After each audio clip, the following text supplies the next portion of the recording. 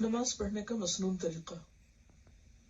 حضرت ابو ہریرہ رضی اللہ عنہ فرماتے ہیں کہ نبی صلی اللہ علیہ وسلم مسجد میں تشریف لائے، اس کے بعد ایک شخص آیا اور نماز پڑھنے لگا۔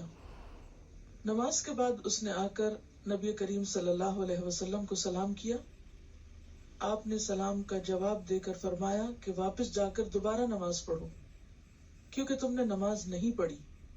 چنانچہ اس نے دوبارہ نماز پڑھی اور واپس آ کر پھر آپ کو سلام کیا۔ آپ نے اس مرتبہ بھی یہی فرمایا کہ جا کر دوبارہ نماز پڑھو، کیونکہ تم نے نماز نہیں پڑھی۔ 3 مرتبہ اسی طرح ہوا۔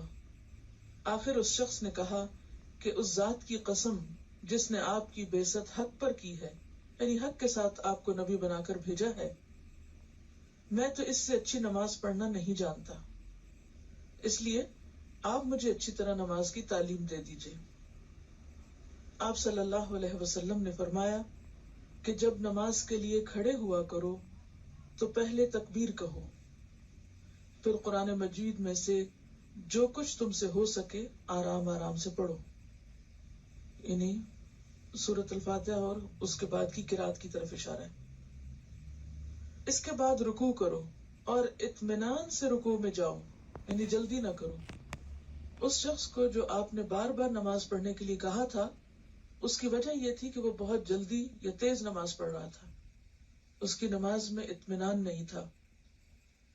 پھر سر اٹھاؤ اور پوری طرح کھڑے ہو جاؤ، پھر جب سجدہ کرو تو پوری طرح سجدے میں چلے جاؤ، پھر سجدے سے سر اٹھا کر اطمینان سے بیٹھ جاؤ، دوبارہ پھر اسی طرح سجدہ کرو۔ یہی طریقہ نماز کی تمام رکعتوں میں اختیار کرو۔ اس شخص نے قیام، رکوع اور سجود اچھی طرح ادا نہیں کیے تھے، اسی وجہ سے آپ صلی اللہ علیہ وسلم نے اسے نماز لوٹانے کا حکم فرمایا، یعنی جلدی میں پڑھی ہوئی نماز گویا نماز ہی نہیں، اس شخص نے گویا پڑھی ہی نہیں۔ اچھی نماز یعنی فرض، سنت، نفل جس طرح آپ نے سکھائی پڑھی جائے تو فی رکعت کم از کم 3 منٹ لگتے ہیں، اور فجر کی نماز میں کم از کم 5 منٹ فی رکعت، کیونکہ فجر کی نماز میں زیادہ تر لمبی صورتیں پڑھنا آپ صلی اللہ علیہ وسلم کی عادت مبارکہ تھی۔ آپ صلی اللہ علیہ وسلم اس سے کہیں زیادہ وقت بھی فی رکعت لیتے تھے، یعنی یہ منیمم ہے۔ قرآن اور دعاؤں کا ہر لفظ پورا معروف طریقے سے عربی لہجے میں ادا کیجیے۔ بہتر ہوگا کہ ایک نماز بآواز بلند پڑھ کر کسی دوسرے کو سنا دیجیے، اس لیے کہ انسان اپنی غلطی خود نہیں پکڑ پاتا، انسان کو خود نہیں پتا چلتا کہ وہ کہاں غلط ہے۔ ہر نماز یہ سمجھ کر پڑھیے کہ یہ آپ کی آخری نماز ہے، یعنی ہر نماز کو بہترین بنانے کی فکر ہو، کیونکہ کوئی نہ کوئی نماز تو آخری ہونی ہی ہے، تو بہتر ہے کہ ہر نماز اسی طرح پڑھی جائے تاکہ آخری بھی اچھی سی پڑھی جا سکے۔ آپ صلی اللہ علیہ وسلم کی پہلی رکعت کے قیام کا اندازہ عام طور پر بقدر 30 آیات قرآنی اور دوسری رکعت کے قیام کا اندازہ اس کا آدھا تھا، یعنی پہلی رکعت طویل ہوتی تھی اور دوسری رکعت اس سے آدھی طویل ہوتی تھی، یعنی اگر پہلی رکعت میں 30 آیات پڑھتے تو دوسری میں 15 تقریباً۔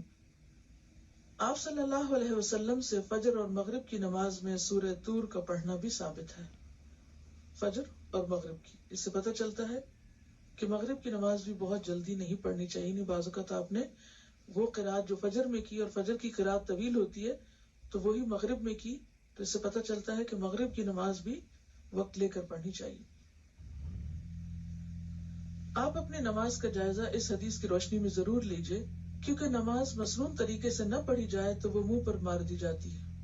مسنون نماز پڑھنے کی تفصیل کے لیے ہماری کتاب 1000 منتخب احادیث ماخوذ از بخاری شریف نماز کا بیان پڑھی، یہ انہوں نے بخاری کا ترجمہ لے کے اس میں سے ریپیٹیشن نکال کر ایک کتاب اردو میں چھاپی ہے، اچھی مفید کتاب ہے، کوئک ریفرنس کے لیے سب کے لیے وہ اچھی ہے انشاءاللہ۔ الہدا کی سائٹ پر یہ کتاب موجود ہے، وہاں سے بھی آپ سن بھی سکتے ہیں۔ بہتر یہی ہے کہ آپ سن کر پڑھیں اس کو، کیونکہ اگر ہم نمازیں پڑھ بھی رہے ہیں اور درست طریقے پر نہیں پڑھ رہے، سنت کے مطابق نہیں پڑھ رہے، تو ویسے ہی گویا نہیں پڑھ رہے، اور نماز تو وہ چیز ہے جس کا سب سے پہلے حساب ہوگا قیامت کے دن۔